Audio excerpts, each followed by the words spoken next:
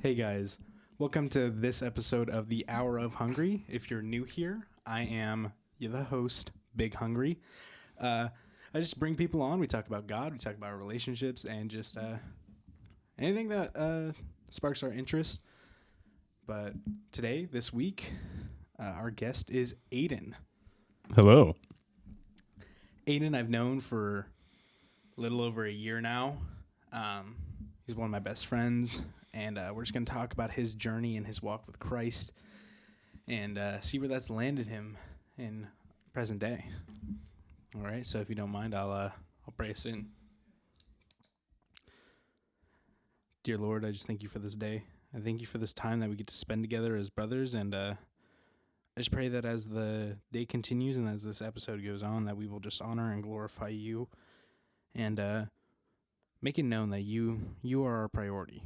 That you always come first, no matter the difficulty, no matter the challenge, no matter the success. That you ultimately are the goal, and that you are the standard.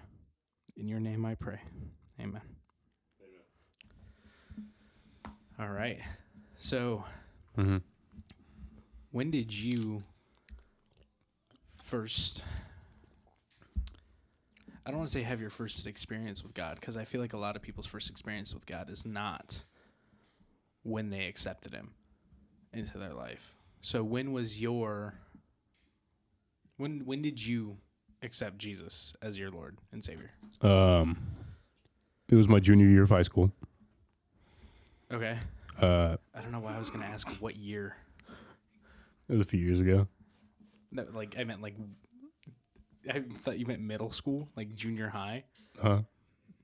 Anyways. I mean, like I've always been a believer before then, just not like a serious one. Just like, yeah, I think he's real. Okay. But like I noticed, the church that we go to, the high school group. I don't know if they still do them, but they did a lot of games. Before we they just play games. Yeah, they'd pray us in. We'd play a game for 30 minutes to an hour or something like that. And we'd go in and do the word, pray out, and then go to small groups. One of my old friends, Henry, I met him in 5th grade, and in 7th grade, he started talking to me about Christ. He was like, are you a believer? I was like, yeah. So that summer, he invited me up to Hume. So I went with him there. That's where I met Noah. That's where I met. I don't know if you know him, Jared. He's a redhead at Trinity. I don't think I've met him. Great guy. He brought me closer to faith as well. My first Bible, I still have it. It was from him. I don't use it because it's falling apart, and I don't want it to, because it's a memory for me. But so for a while. I was a believer, but I was never really serious about my faith. So I'll be honest. I would go to the youth group strictly because game time. I was having fun doing the games, and then the word would start, and I'd be like, this is kind of boring. So I never really paid attention too much. That was a mistake. But my junior year is when I realized, like, wow, I gotta lock in. This. I don't exactly know why, but it just clicked that I needed to go there for the word rather than to go have fun. Because my year, it's not gonna last forever. So, but your faith will. So, I decided to make a choice that I need to be in the Word for the Word rather than so I can try to have fun talk to people, socialize, whatever. I mean, socializing is good, obviously, but I was in it for the wrong reason. Mm. So my junior year is when I decided that I need to fully accept him, and I need to go there for the right reasons rather than the wrong reasons. So, but I grew up in not necessarily. I mean, I did grow up in churches, none specifically. My mom has never been a people person, so I would go from this church to that church to this church to that church, growing up. So we never really had a home church. But growing up, she would put me into this thing called Cub Scouts. I don't know if you've ever heard of those things. No, I haven't. It's for like little kids. I was maybe 7, something like that, maybe younger. But it was something. It would be like I have like nighttime classes. So after school, she'd take me to those things, and it's just where kids can have fun, do crafts and stuff, but also learn about Christ in a child-friendly manner. So she just get me involved in as much of that as she could. So I've always grown up with the faith, but I was also just I was a kid, so it's not like at least in those times I really took it seriously. It was just my life rather than what I wanted, I guess. I don't know if that's, but like, I never took it seriously as like, oh, I gotta do this. It was just more like, oh, well, I was raised in this, so this is how it is. But yeah, like I said, junior year is when I realized that that's not how it should be.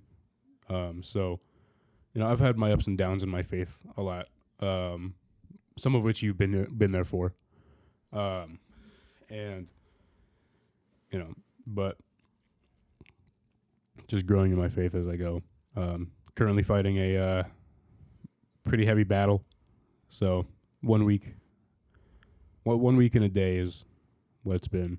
Do you mind sharing what that battle is? I've been struggling with pornography. It's I mean, I don't really feel like it's something that I need to keep secret because everybody battles with it.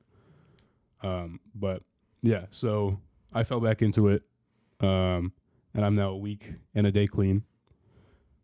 Hoping to keep that going. It feels great. While I was able to go 12 weeks at most without it. At one point, it was 2 years ago. But it felt, it was a really great feeling because for a while I didn't even have the urge, right? Partially there was a girl I was talking to, but I mean that's not reason like I don't know, but so I guess it I had enough in my life to where the urge never surfaced for a while. But again, I felt so energized, so I guess so much better than I would feel, especially after the fact. Because you never feel good after it. It might feel good in the moment, but right after it's just, oh my goodness, it takes you down. Especially after I've realized my mistake. It hits me hard. So, it's a change that I need to make. So, but. And what would you say helps you the most with that? Is it you spend more time in the Word? Is it that you spend more time just, I guess, I don't want to use the term distracting yourself from it, because distracting yourself only lets the problem linger and it doesn't get handled. But when I would try to distract myself, when I would try to distract myself, I would find myself wanting it more. Like, is that what you're talking about? Like I'd scroll on my phone, and I'd be like, no, I don't need to watch it, and then a video pops up like, maybe maybe a little won't hurt, and then, Yeah, I love the way that you worded that. Maybe a little won't hurt, as if it's like just a standard, ordinary, like run of the mill, like just a drug. Because, I mean, in all honesty, that's what it is. It's a drug. Yeah. It takes over your life. It ruins your relationships. In a weird way, it's almost as if you need to go through rehab for it Mm-hmm. because of all the things that it destroys in your personal life. Like, it destroys your personal relationships, even with the people that are close to you. It destroys your future relationships. Yeah, it destroys your views on relationships, you know, because all you want is, you know, especially at least from things that I've heard, you know, people get married and they realize like, oh, it's not at all like what I've watched, and it destroys how they view marriages, how they view just sex in general. Because they think that the sex and pornography is what it's supposed to be, like that everybody's gonna do that. It's about the pleasure in it in the moment rather than the true meaning that God gave it. God created sex for multiplication, for you to produce children and followers of God. And the issue that a lot of people run into is their partner's not like what they've watched. But what these people aren't realizing is that these people are professionals in that field. And so that's all they do is it's like if you had Aaron Judge, the guy is he hits bombs. That's what he does for a living. He's practiced his whole life to hit bombs. It's not like you're going to go put, I don't know, let's just say you behind the plate. You're not batting 300 and hitting 60 plus homers a year. It's just not going to happen. And there's that clip, I believe it's from the George Jenko podcast when he had Forrest Frank on. I want to say it's that episode. I could be getting it confused with a different episode. But Forrest Frank shares this moment from right after him and his wife got married when they were engaging in sex, and he did something. He didn't describe what he did, but his wife goes, "Where did you learn that?" And he breaks down crying because he's like, "I know where I learned that, and that's not something that I should do to you. That I should. This is something that I watched, that I learned from watching on my phone." And I think we've talked a little bit about relationships on a couple of podcast episodes, but your relationship with whomever you're with, your current boyfriend, your current girlfriend, this goes beyond the biblical aspect, but that relationship is yours. It's not, my relationship with whoever I'm with is not your relationship with whoever you're with. If you get what I'm saying. Yeah. It's just, because the way that you might have to handle an issue is not the same way that I'm going to have to handle an issue. And I'm not saying that it's just strictly behind the problems in a relationship, but it's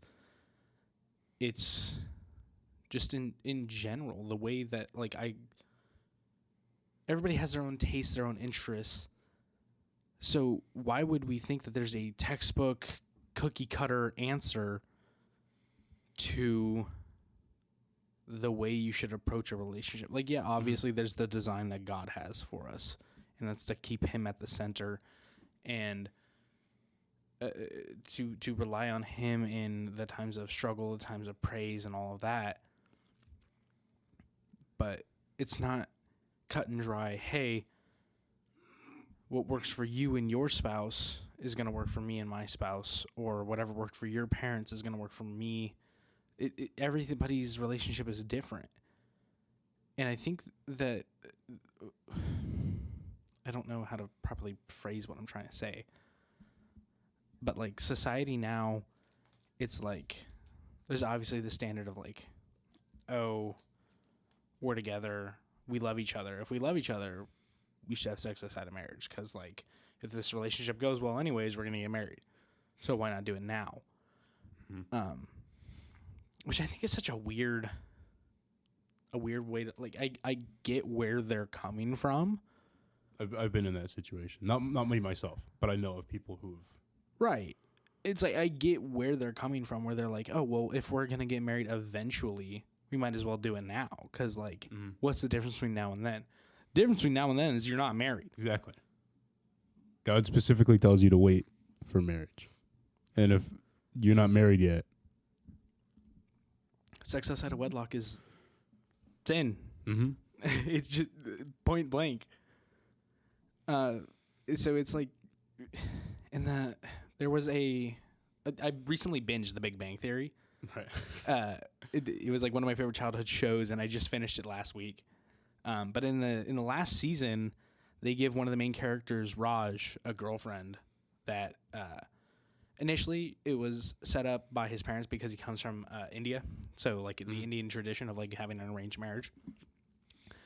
Anyway, at one point they're coming back from, I want to say like a dinner at Leonard's apartment or something like that. I can't remember the exact context.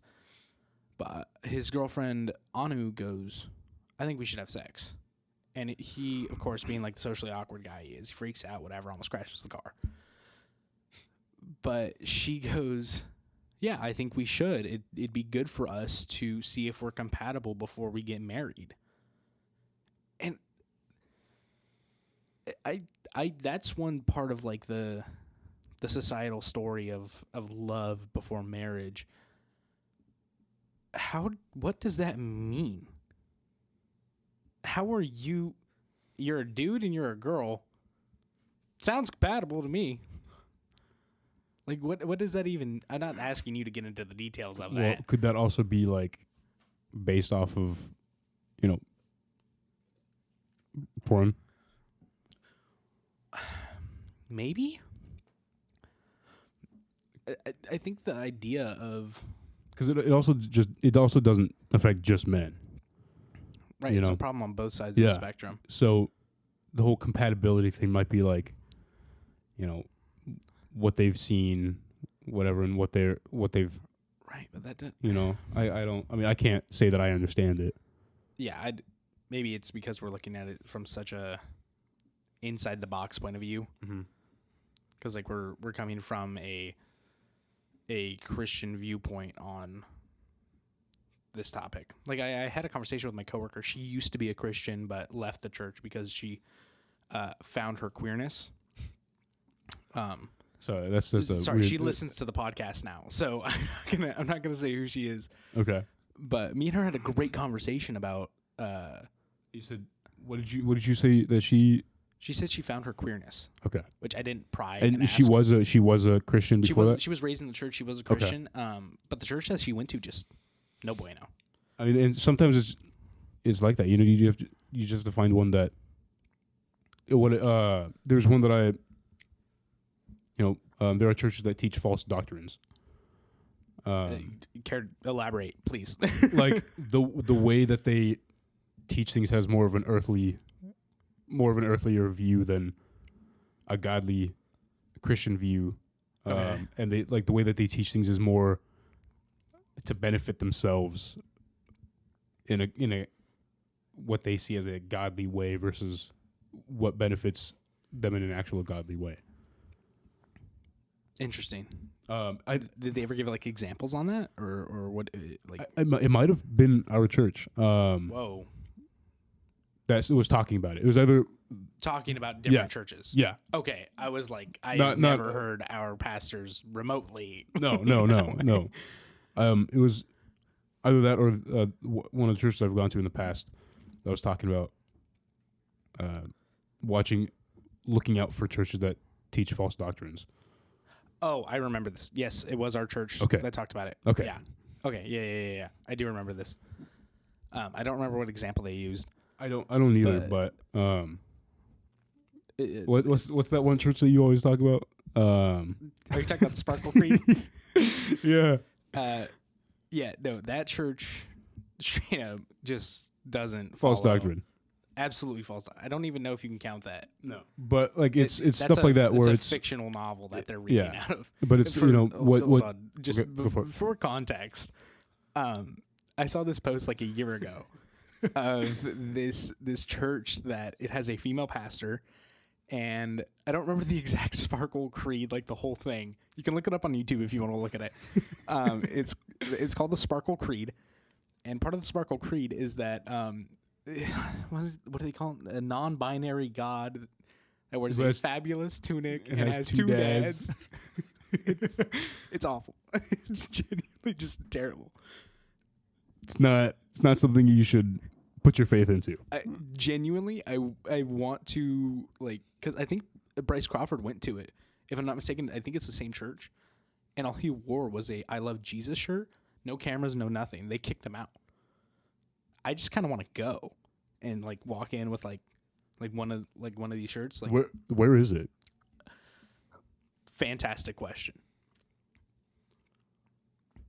I don't remember. I mean, I'd be down to go, just see what it's like. But no, it's not something you should base your faith off of. Oh, absolutely not. I just kind of want to be a fly on the wall and see. Mm-hmm. But because it's an actual church, you know, like it's kind of scary how people can twist the faith to benefit themselves in the way that they want to. Oh, I'm not going here. And It's in Kentucky. It's in Kentucky. I'm not going to Kentucky. If we ever find ourselves in Kentucky, we'll go. That's the other. Kentucky. But you know, it's scary that people can, like I said, you know, they can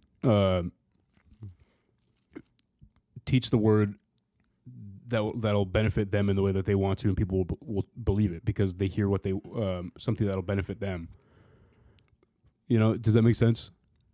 Yes, and I want to say something, but I don't know how much of a problem it's going to make. The Mormon Church, I get, like, certain people don't believe in Christianity because it's like, you're telling me this guy 2,000 years ago died, came back 3 days later, and, like, if you could see the work that he does in my life and other people's lives, he changes you for the better. He works on you. Have you seen the those videos of the Jesus glow? People, Are you talking about the trend from like last year? I I was on TikTok for a short period last year, maybe, when it was going on, and it was like you can see people when they're in like their dark, depressive states, and then once they like reignite their it's people relationship who with Christ weren't Christians. Oh, and then they find their faith, and their glow up is fantastic. You know, it's like they're a whole new person. Beautiful, you know, beautiful transformation. You know, like maybe I just saw it from like my friends mm-hmm. that like were Christians, and they just like posted like pictures of like when they were down in the dumps versus when they're like living for Christ. I never saw like mini posts, but because, you know, like I do have social media accounts that you guys should follow on Instagram and TikTok, but I'm not on social media a whole lot. Like I think my daily average right now is like a minute, 2 minutes, and it's literally I log on, see if there's any activity on the page, or if anybody sent me a message or whatever, and I log out. So I don't spend a whole lot of time on social media. So I don't keep up with like trends. This was a while ago. Yeah, I might have been on like for a short time when it was going on. But yeah, you know, the people who fully put their faith into that kind of stuff, it's scary the damage that it can do, how easily it can work, I guess. Yeah, I mean, there's a couple people that like, especially for new believers, you know, they're wanting to come to the faith, and then they hear stuff that, you know, isn't true, but it's what sounds good compared to what the hard truth is. Yeah, if I was still like living in a very secular place, and I didn't genuinely, if I didn't come to our church, who knows where I'd be right now? If I went to like one of the churches that like fed into my one of my old churches was, I want to look into it about getting rebaptized, but one of the churches that I used to go to had a female pastor, Mm. and she became the Sparkle Creed kind of pastor. She was very open with lesbian marriages, gay marriages. Like she would hold those, stuff like that. Very, very into that. Like when she was like, me personally, I never really cared too much for that church because something never felt right per se. Totally fair. But once I left, I went to our church, and I love our church. I love our church. I love the people in our church. I love the church itself. Our pastor is fantastic. We've got a few pastors. I love all of their teachings. Dude, when the old pastor from before I was even a Christian, Pastor Chuck, when he came back and he gave his like final hoorah for a sermon, oh my gosh. I don't know if I was there for that. I don't think you were. Or at least you didn't go to the same service that we went to. No. Yeah. Because me and Noah sat together and the guy like blew my mind. Because I thought he was just running off on a tangent and then he just like, you get what I'm saying? He just like wove it all together. And I was like, this guy is insane. Like, not insane in a bad. This guy is so good at what he does. And the way he just conveys the word. It's like, I feel as if even if I was like a 5-year-old kid, I would get what he was saying. But it was so complex that like it made it hard for me to comprehend. But I feel like I totally contradicted myself. But like it was like hard hitting and like slightly above my pay grade, but it made me want to understand it more. So I went and like looked more into it.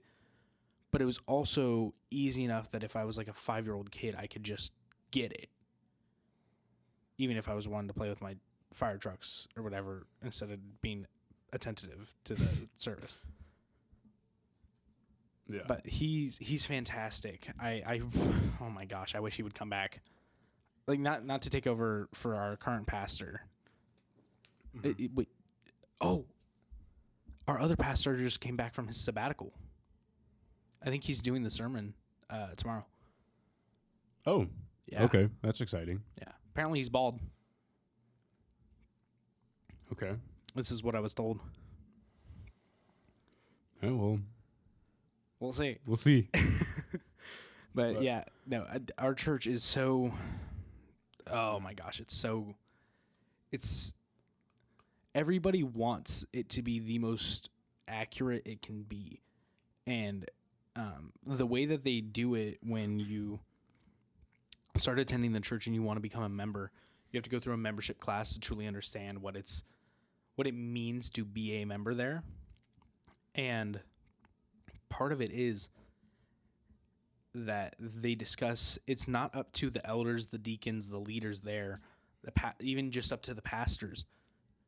Anybody and everybody can come with a complaint and it gets addressed in the meetings. And one of our elders that comes to our young adults group, John, he has like actually like flat out told me that there's not a single issue or complaint or whatever that somebody submits that goes unnoticed. They will sit and discuss the complaint or the issue or whatever the person sees until they come up with a solution for it. And that kind of dedication to leadership and making sure that we truly stay biblical matters so much to me. And I'm so glad that it's not like yeah, our church is growing, but we're not mega church level yet.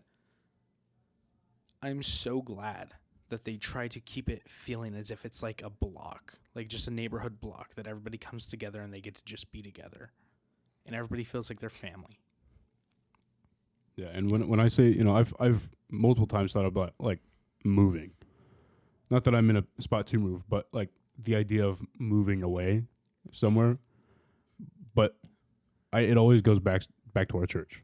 Like, because I've always thought, I don't know if I'm ever going to find one that I love as much as this one. So this would be like the only reason that I can currently think of that I would stay where I'm at, because it's such an amazing church. I've, this is the only church that I've stayed consistent at. I've been going since I was in 8th grade. I'm now Old. almost. I'm now really old. But yeah, this is such an amazing church because it's helped me in my faith, and the community is fantastic. Yeah. Like, at least before this, especially outside of it, I'm not social, like, at all. Like, I'm very, very introverted. But as my friends would describe me as, I'm very outgoing and extroverted, yeah? Or maybe not outgoing, but... The idea that you think you can sit here and lie and say you're introverted is insane. From my view, though, I hate talking to people. But at least when I'm around one of my friends, I can be a lot more open. But this church has made me become so much more social because the community, again, is just fantastic. I think we had this discussion after Young Adults one night about, like, putting yourself in a box of, like, you're introverted or you're extroverted. And it kind of comes back to just like a psychological standpoint. Like, everybody wants to be part of a community. Mm-hmm. And like when you're by yourself and you don't have anybody, it doesn't really matter if you're introverted or you're extroverted. Could you say that one more time? Which part? The last. It doesn't matter if you're. Sorry. No, if you're like looking for like a group, it doesn't matter if you're introverted or you're extroverted. You're gonna put yourself into a box. You're gonna make yourself one way or the other. Mm-hmm. So the biggest thing is like when you're a Christian, like you're just around the church. You are like the fruits of the Spirit cause you to be more outgoing. You get yourself involved with the church. You evangelize. You do whatever. You go on missions. It kind of it forces you to be an extrovert, but you're not like, even if you are introverted, like, you're not gonna be. This is so weird to explain. The way I'm trying to put it is it breaks down the barriers of whatever box you're putting yourself in, and you're just there. You live out your life for Christ, not in a box.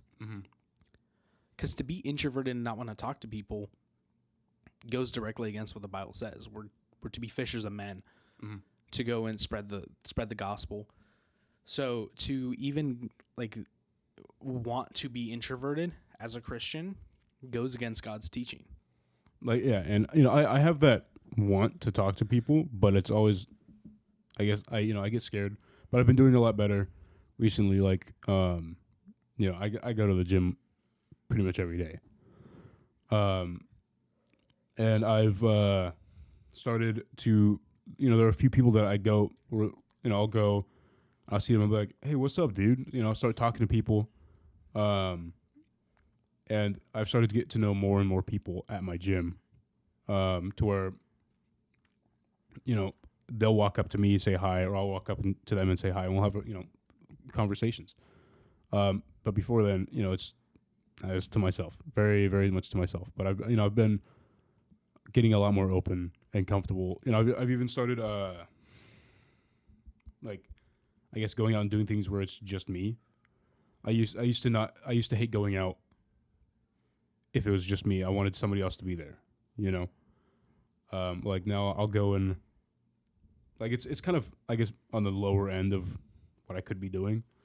Like, I'll go and I'll go eat somewhere and I'll just sit there by myself. Or I'll go a few stores. I'll just go around places and just be with myself, rather than feeling the need or trying to feel the need to be with somebody, especially because that, for at least from what I've learned, that can help with being alone, like at night, because at least for me, I don't know how they are for you, but when it's just me at night, sometimes it can get very lonely, and that's as well when the urges start to raise up, and especially because sometimes you're not comfortable with the feeling of being alone. So I feel like if I'm putting myself into those situations more and more, then it'll be easier and more comfortable for me to be in those situations when I don't want to be. So, uh, I'll just go on drives, or I'll just go places, walk around, look in stores, stuff like this. Because again, I don't want to be that person. Like when I'm alone, that's when, because especially for me, that's when the urges want to, that's when the urges start. Well, that's when the devil can get you, because you're already isolated, and his whole goal is to isolate you more, make you feel like there's nobody there with you, to make you feel that shame, that doubt, that guilt, that whatever, and just pour that onto you. You got to be like Jesus when he was, 40 days, 40 nights, when the devil tried to tempt him. Spit the word back at him. Yes. The biggest thing with like being isolated like that is the term "alone with your thoughts" is it's a very real thing, because you get so absorbed in the overthinking, you get doubtful, you get worried, you get all of these things, and a lot of like I am 100%. Like, I don't want to put myself in a box like I just was talking about, but, like, I overthink a lot. Whether it's so easy to. Yeah, I mean, whether it's, like, relationships, if it's... Like, we went on a hike earlier, and, if it's God's time to call me home, it's his time to call me home. But I'm not going to go lean over a ledge. Everybody else was looking over the ledge. We went through this, like, tunnel. Like... You have to drive through this tunnel to get to the park that we went to. And in the tunnel, there's these tunnels. There's these tunnels that shoot off to the side, and it's just like you got about 6 feet, and then there's a cliff. And it's just like one of them's like a 10-foot drop, and then, or maybe a 15-foot drop, and then it's like just kind of downhill from there. But it leads into like this massive ravine. And you personally know that I don't do well with heights. Yeah.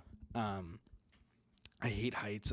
They freak me out. I get over freaked out. I have like mini panic attacks over it. But everybody else is leaning over this edge, and I'm getting worried for them. And I'm like, okay. Also, I took a first aid kit, and we don't know where it's at. We lost it before we even got onto the trail that we hiked. I don't know where it's gone. Did you leave it at home? No. It was clipped to my camelback. Oh. Gone. I had it when we left because everybody was joking about how it's bouncing around while I walk. No clue where it went. It's gone now. So somebody else has my first aid kit. Maybe they need it more. The bear's going to get high off my anti-venom. Anyways. But we went on the hike, and it's like, I'm so worried for everybody. And Noah and Andrew are very adventurous people. They go climb up on things, and they have no issue with like peering over and looking down like they're going to just jump at any moment. Meanwhile, I'm over here. Maybe it's from the field that I work in that it's just like, okay, well, I know this can happen, and it's going to take this long to get somebody out here to help us, and it's going to take this long for us to get transported to a hospital and all this other thing. So it's like, I'm a lot more concerned about everybody else's well-being. Meanwhile, they just kind of go carefree. But it's like the whole time I was like, okay, there's rattlesnakes out here, there's bears out here, there's ticks out here, there's mosquitoes out here. We got all these little anything that can happen to us. And I'm like thinking about all this the whole time we're going, and everybody else is just kind of in their own bubble, having a grand old time, making fun of me for thinking about all this stuff. And it's like, I could have just taken a breath and just been like, you know what? Like, I trust God. Like, if there's going to be a learning lesson in this and one of us gets bit by a rattlesnake, then one of us is going to get bit by a rattlesnake. Whatever God has planned for this trip is going to happen whether I want it to or not. So overthinking it doesn't change anything, but it doesn't stop me from like. We got there and we finally hit the like major. What's the word I'm looking for? We hit the pinnacle of what the trip or the trail is supposed to be. It's like supposed to be this massive lake, but the lake was all drained. So there's this massive, like, grassy meadow that we got to just walk into, and like in the middle of it, you have a perfect view because you're just in like this little gorge where it's just there's mountain walls all around you on every side, and it's like it just overwhelmed me. I looked up and you can just see the tip of it. There was this massive tree up there. I don't know what kind of tree it was, but it's huge just by the thickness of the stump. And I could see it from down there, but from there it just looked really small. Mm-hmm. And I realized, like, we're so small compared to God's creation. Isn't there somewhere where like we're described as little specks? There could be. I don't know exactly what verse you're referring to, but it was either that or Horton Hears or something like that. Maybe.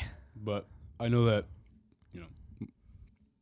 yeah, like you said, we're so small compared to, this world. But yeah, like I saw it and it overwhelmed me. I hit my knees and I just like thank God like every day that I get to be here, just because it was like He planned all of this out, and He lets me be a part of it, and it was just. And you don't even deserve it either. That's. Like there's so many things that in this life that I've experienced that I don't deserve to. Or that feeling of, I had this the other day when I don't remember exactly what it was, but this kid died. Or even with the whole David thing with Celeste, she was so young. Stuff like that. It's like, what have I done to deserve to still be alive? And it's just something that I need to be. I'm thankful for it. I try to thank God every day that I wake up, but it still feels like I'm not grateful enough, if that makes sense. Well, for the David thing, I don't think he's convicted yet. So for now, alleged, in case somehow his team sees any of this before he's convicted, alleged David. Allegedly. So, yes. But it's like there was, I don't know who we talked, it might have been you, but there was a 15-year-old boy who was because of a drunk driver. Yeah. And it sometimes I think about those things and it's like, and I'm, a 15-year-old boy. He didn't live that long. And here I am at my age. It's like, how am I still here? Kind of a. Yeah. I mean, once we get to start looking at it like that, like, why did I deserve to live longer than somebody? Mm-hmm. Like, you see a bunch of, like, I don't know if you have any family members that have passed, but if you go to, like a cemetery and they have, like, the little baby area, there's so many kids that were so young that God called home. There's this one girl, I forgot her name, but she played Ducky in Land Before Time, the old dinosaur movie. She was like 11. Her dad killed both her and her mom, or something like that, or either her and himself. But either way, she passed away. She was only like 11 years old. He was. I mean, for him, he was jealous of her fame, which that stems from, like, just letting the devil attack you, not protecting yourself. On the way back from the hike, I finally got service, like, once we got down the mountain. And the first thing I saw was a notification from my news app about this mother that killed her kids. And she told them or she told her husband, say it was like say goodbye to your kids, and she tried to kill the third. And I don't think she did. How old were they? Do you know? No, I think she was like 22. Have something you like that. have you heard the story of there was a mother who put her child in the oven to stop the child from crying? This sounds familiar. I don't recall the exact news story. Like the baby wouldn't stop crying, so she put him in the oven and cooked her child alive. Some people are very undeserving of being parent. What is it? Every child deserves a parent, but not every parent deserves a child. Yeah. I mean, it's just...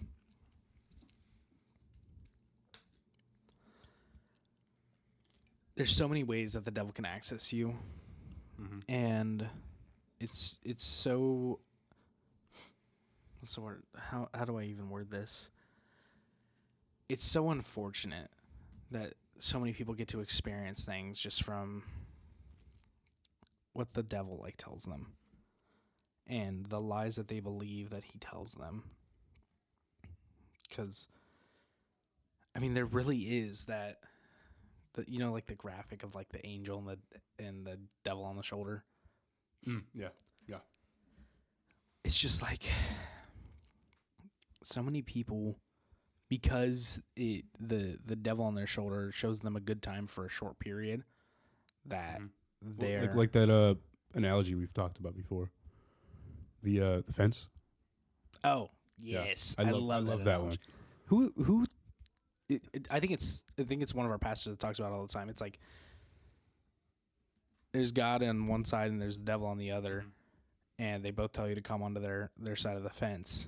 But what the devil didn't tell you is that he owns the fence too. But not only that, it's the devil's got briefcase of money, fancy cars, mansion, but you look over at Jesus and all he's got is his arms open wide. He's got nothing else behind him, nothing else in front of him. It's just him.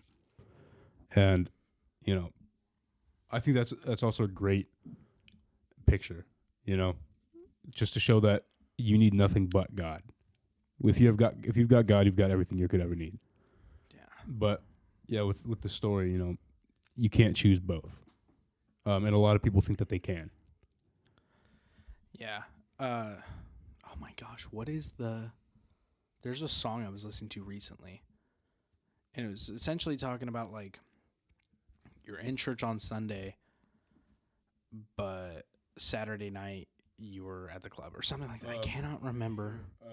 I just saw a thing. I'm gonna see if I can find it. Josiah Queen. He was talking about a song that he's trying to come out with. I'm not gonna play it. I'm just gonna read the lyrics if it shows them. It's if you only ate on Sundays, you would starve down to your bones. If you drove your car on empty, you'd never make it home. Stuff like that. It's if you can't be a Christian on just Sunday. Is it Elevation Worship that has that song Monday Morning Faith? I'm not sure. Whose song is that? That song is fantastic. Monday Morning Faith? Yeah, I can pull it up right now. I'm not going to play it, obviously. But... is this what you're talking about? Yeah. Who's that? EU Worship? SEU SEU Worship. Yeah. That's who it is. Yeah, I'm going to put that on cue for when I'm on my way home. But it's... You can't choose to be Christian on Sunday, go to the club, like you said, on Monday. You know what I've been running into a lot of lately is I love the term Monday morning quarterback, just because it's such a funny thing to say, but it's non-Christians who Monday morning quarterback Christians. And in all truth, if we truly were dedicating our life to Christ, we would do our best to act like him at all times. That coworker I was talking about earlier, I was telling her, I was initially when I was wanting to start this podcast, it was going to be basically everybody that I've already had on. It was going to be all of us every week, and we were going to call it Cooking with Questionable Christians. And the whole point of it was to cook meals every week for the podcast episode, and then we would come on here and we talk about God, and then we would just let ourselves ramble and get off topic and make quote unquote edgy jokes. That was the whole plan for the podcast. And we thought that it was going to be great, but it was so convicting to me that it's just like, why would we allow ourselves to be a questionable Christian? Mm-hmm. To call yourself a Christian is to call yourself a Christian. You put your faith in Jesus. You allow him to assume his role in your life. You should be living for him at all times, period. I mean, our original plan was just with cooking with Christians, but then we got further into it, and that's when the questionable came in, and that's when it all... Because we were talking about... We Was got it- off topic, and we Yeah, we started got talking off about topic. something while we were coming up with the podcast idea, and it turned into cooking with questionable Christians, and it sounds so funny at the time. We thought it was great, and then like it just like wore down on me that I was like, this is not okay. I mean, I we could have used that in a different sense as well. You know, I don't questionable. think so. Putting the like, maybe not putting the emphasis on questionable on us rather than like we're questioning. Like I don't know. I don't But think you can spin that, even if you put questionable. it definitely won't. Because it's like you're making. I don't even know if I'm going to use it's like an adjective. You're like describing what this thing is, and it's questionable. So you're a Yeah. questionable Christian, which means you question. Like you're not like Yeah. an actual Christian, which But we are. So that was the whole issue I had with it, and I was telling her, I was like, it has hit me so hard before making the podcast that we claim to be Christians, that we follow Christ. And if we're the only Bible that somebody reads, we better be the best version of it that we can be. Because her specifically, she came from a Christian faith and has really bad church hurt from people that claim to be Christians. and that can affect your whole life. It's part of the reason that she walked away from the church. I know a lot of people who walked away because of their church. And I don't mean to tell her story for her. If you're listening to this, I don't want to speak for you. This is your story to tell if you want people to hear about it. But it was like, I feel so bad that's the experience that I've also been... I feel bad that's the experience that they've had. Because it's just like, they were a Christian, and it seemed like they were pretty deep in their faith, but they've turned it away just because they discovered their queerness, and the people that they were surrounding themselves at the church just didn't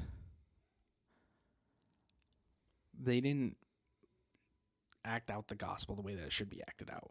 And it's not to say that I'm like a perfect example of it in any means, but it's just like, what if they did? What if they did show, the fruits of the Spirit, or they acted a little more Christ-like? Who knows? But it's like, every day you wake up, you should choose to be the best version of you that you can be, and the best version of you is what Jesus wants for you, so you should be surrounding yourself with what Christ wants. Mm-hmm. And I mean, the only way that we get there is to know him better, to know who he was, to know what he did for us, to read the word, to be in prayer, to spend that time with him, to truly drive that connection. And that's why I wanted to. That's why I wanted to put together that Bible study. Because I was trying to grow in my faith. I definitely backslid, but that Bible study has been such a fantastic experience just to get together with you boys and talk about the Bible.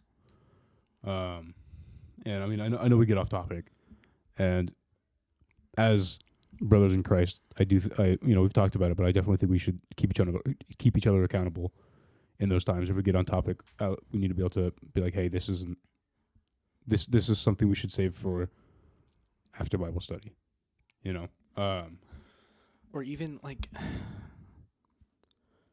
the whole gist behind it ties back into that questionable Christian idea where we can get away with saying certain things. like edgy jokes or whatever we think is funny, that's the thing that we get into in Bible studies. Is we get into those like topics where it's just like it's not on what we're talking about, and we make jokes that, you know, to our friend group it's funny, relatable, whatever. But what if somebody else heard it and then they see us holding Bibles? It goes back to the whole we better be the best version of the Bible that somebody reads, because what if we're the only Bible that they ever read?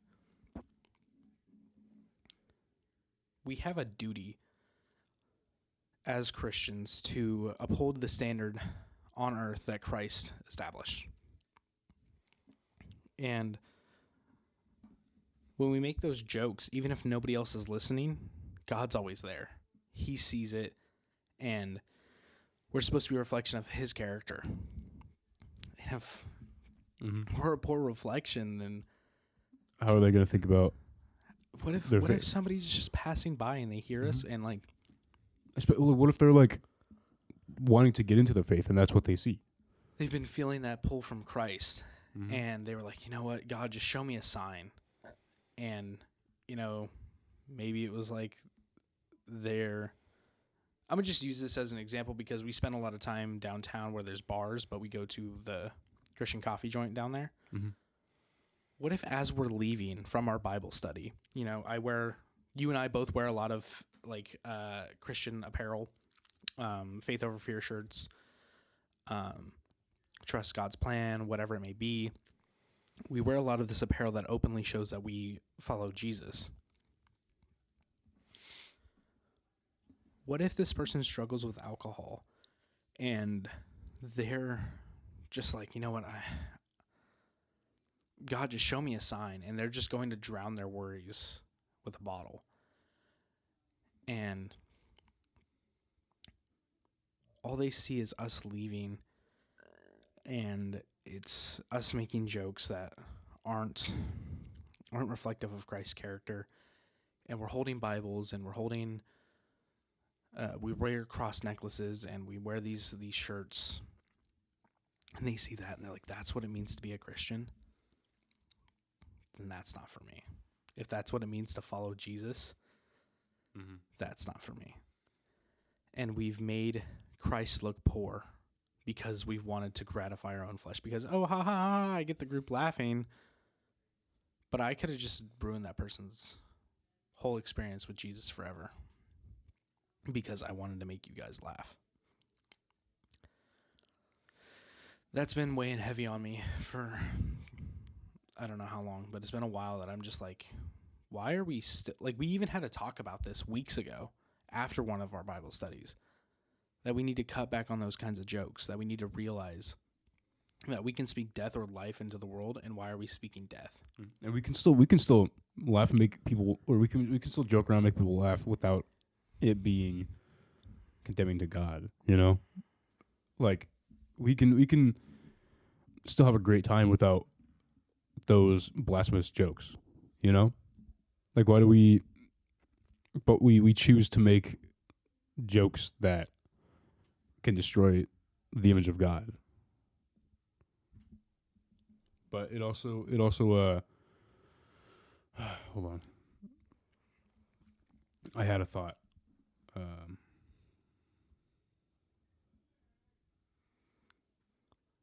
sure it'll come back. Yeah, it'll come back.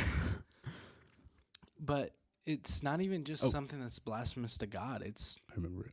Okay. But go for it. We're just tearing each other down. And like Noah always refers to that verse. I can never remember it for the life of me. As iron sharpens iron, a brother sharpens a brother. John also brings it up. He wears a ton of shirts with that as well. Yeah, they always just refer back to that, and it's like, why am I, for just the sake of a laugh, for like 3 seconds, why am I tearing my brother down? Because I think it's funny, or I think it's gonna make the other guys laugh. I should do nothing but build him up, and just show him the warmth and love that Jesus has shown us. Especially, you know, we also don't know the inside of how they are, because they can, you know, there could be jokes that you find funny but also hurt a little bit. And we can't dictate how they feel about those, because they're their own person. So if we make a joke that tears them down that they laugh about, but they're also feeling hurt by it, how does that reflect God through us as well? But I remember what I was gonna say. You know, people say that being a Christian is easy. And it's not, because you have to give up so much, but maybe what if that's like, they say those things because of what they see. It's just people who claim to be Christian while not acting like it. So they say it's easy because, does that make sense? No, yeah, I'm tracking. The whole idea of, well, Jesus is going to forgive me anyway, so I can still do it, is insane. He'll forgive you. He'll forgive you, but it's but not if you a keep hall running pass. back to that, it's just showing him that you don't love him. And that's the biggest thing, is like, if you, let's say you had a wife and she told you, hey, when you call me, I don't know, pumpkin, because it hurts my feelings. It makes me think that you think I'm fat. It hurts my feelings. And you continuously call her pumpkin, she's just gonna get mad. Mm-hmm. And I mean, that's a silly example. I mean, not to say, like, if that does make your wife feel as though you're calling her fat, don't call her pumpkin. But it's as simple as that. He asks us not to do. He doesn't ask. He tells us not to do these things. Mm-hmm. And because we think it's, oh well, he's gonna forgive me anyways because he's already forgiven me once. It doesn't make it okay. What's the analogy of the dog always going back to its vomit? Oh, what verse is that? I know what you're talking about. Yes. Let me see if I can find it. But have you ever seen the movie Unbroken? I believe that's what it's called. No, I have not. I believe it's got Mark Wahlberg in it. Anyways, he's like captured by the Japanese troops and held in an internment camp. And he has to hold like a log over his head, and they beat him. And I think I know. I think I've seen clips of that. Yeah. But yeah, he like stays strong throughout the whole thing, and you can kind of relate that to, like, Jesus was tortured and crucified, and yet we still do the things that he died for us to be forgiven. Mm-hmm. He was tortured, stabbed, spit on, hit, whipped. All of these things. And just like growing up, I was like, oh yeah, he died on the cross for me, But then growing older and learning how it went down, it's just, and I still do these things. All of that he went through for me, and I still spit at his feet, and that's convicting, because who am I? He went through all of that pain, and I still choose to fall for the devil's lies. And I found the verse as well. It's Proverbs 26:11. As a dog returns to its vomit, so a fool repeats his foolishness. So we'll be going over this verse. Are we on Proverbs 26 in our Bibles? No, we're going over this chapter soon.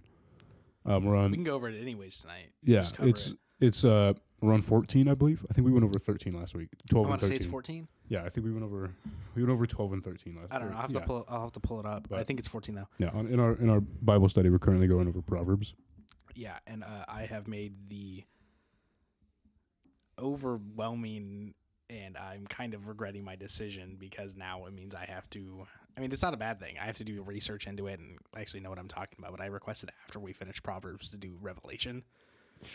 My plan was to go over Romans, but yeah, we're doing Revelation. How many I spoke with Kevin and Noah and everybody else, and I said we're going to do Revelation. So I think that's what we're committed to. Yeah, 22. But I mean, So that's going to be interesting. Oh, yeah. And I'm definitely going to be doing a lot of research and reading, and Should I read it in King James Version? I think we shouldn't. It's just going to make it hard. It's just going to make it harder. We could read in Gen Z. Should we, though? No, it's not even translated. That's a good point. I've checked. It's been like that for like a year now. It has been like that for a year now. I hope they don't translate it, just because. If you get your insights from Gen Z Bible, you probably should open up an actual Bible instead of that. Respectfully. If the Gen Z Bible is the only Bible you can access, read it. It's got some of God's. It's got God's word in it. YouVersion is free. It's got everything you need. It does, but if for whatever reason the only Bible you can access is the Gen Z Bible, read it. It's got God's word in it. This is better than nothing. But if you have the slightest bit of anything else, go for it. I don't want to diss a version of the Bible just because that feels wrong. But it's not. I'm gonna just say that it uses the word "lit" a little too much, and in the wrong context. It feels like it's bordering on blasphemous. Sometimes, if you're calling God the big G, homie, the big G in the sky, something like that. It has said this multiple times. Yeah. I don't feel that it's perfectly normal. No, I feel like it's slightly disrespectful, but definitely. Yeah. But if it's the only version you have, go for it. YouVersion is free again. It's got all of the chapters of the Bible, all of the books. You can start plans. YouVersion's friends. great. There's friends. You can do friends. Keep each other accountable. I'm on a streak right now. I'm trying to keep that up. So, see, my issue is I go on YouVersion and then I go on my actual Bible and read. Like I go check the plan and then I don't read it on there, so it says I haven't done it, and I forget to go check it off. Oh. Yeah, But yeah, I encourage you, if you're listening to this and if you've got a good group of friends that want to read the word with you, start a Bible study with them, a weekly Bible study. If you guys can meet up, if you so have beneficial, it's fantastic. It has helped me grow so much in my faith. I genuinely want to see if John will ever be available to do one of these Bible studies with us. He'd probably be willing. I want to talk to him. If I see him tomorrow, I want to talk to him. But if not, Tuesday. Yeah. I really honestly, if we can somehow get any of the pastors on, that'd be awesome. On one of the nights to do it, I would. Oh my gosh, I would love it so much. But what I was gonna say is, if any of you guys listening have a group of friends that want to learn God's word, or just one friend, even if it's just you and another person, learn God's word.